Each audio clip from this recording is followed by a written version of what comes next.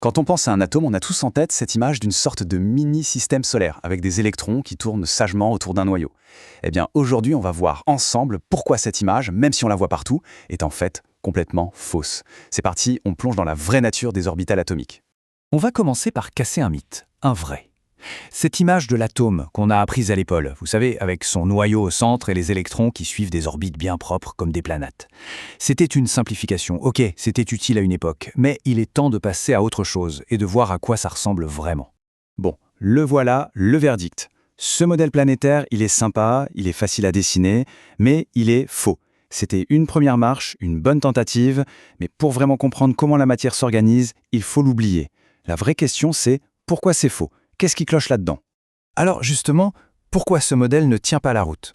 La réponse, il faut aller la chercher dans un monde fascinant, un peu contre-intuitif, celui de la mécanique quantique. Et il y a une seule règle fondamentale qui vient tout bousculer. Et voici cette fameuse règle, le principe d'incertitude. En gros, ça nous dit qu'on ne peut jamais savoir en même temps où se trouve un électron et dans quelle direction il va, à quelle vitesse. C'est l'un ou l'autre, mais jamais les deux en même temps. Et si on ne peut pas connaître sa trajectoire précise, l'idée même d'une orbite bien définie, eh bien, elle s'effondre. Et c'est vraiment le cœur du problème. Puisqu'il est impossible de tracer la trajectoire d'un électron comme on tracerait la route d'une voiture, on ne peut tout simplement pas dessiner son orbite. Il faut donc abandonner cette image bien nette pour accepter une réalité beaucoup plus floue, une réalité qui est basée sur les probabilités. Bon, si on jette les orbites à la poubelle, on les remplace par quoi ? Par une idée bien plus puissante et bien plus juste, celle de zone de probabilité. L'objectif change. On ne cherche plus à savoir où est l'électron à un instant T, mais plutôt où on a le plus de chances de le trouver. Et s'il y a un chiffre à retenir de toute cette histoire, c'est celui-là, 95%. C'est la clé de voûte du modèle moderne.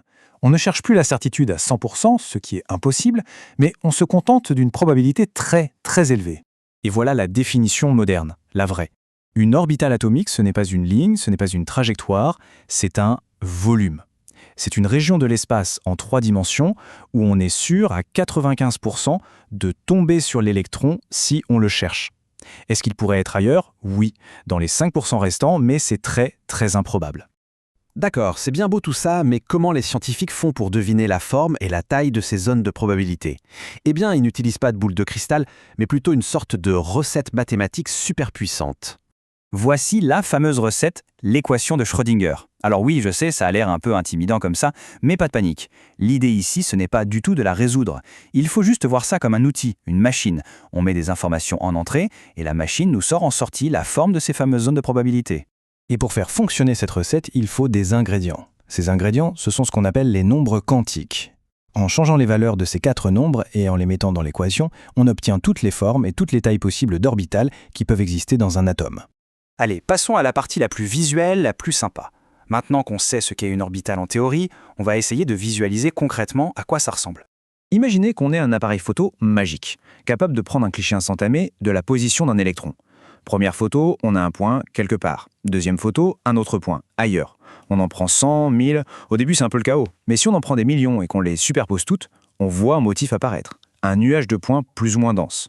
La forme de l'orbitale, c'est tout simplement le contour qu'on dessine pour englober 95% de tous ces points.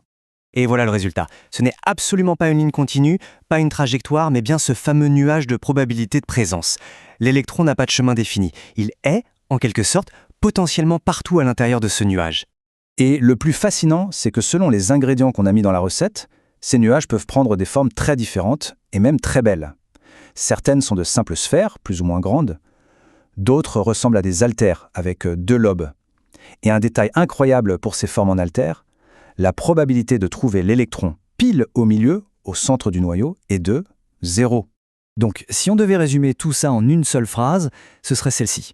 Une orbitale atomique, ce n'est pas la route de l'électron, c'est plutôt la carte de ses endroits préférés. C'est la zone en 3D où il passe 95% de son temps. Et tout ça, ça nous amène à une question fondamentale. À quoi ça sert toutes ces formes bizarres ?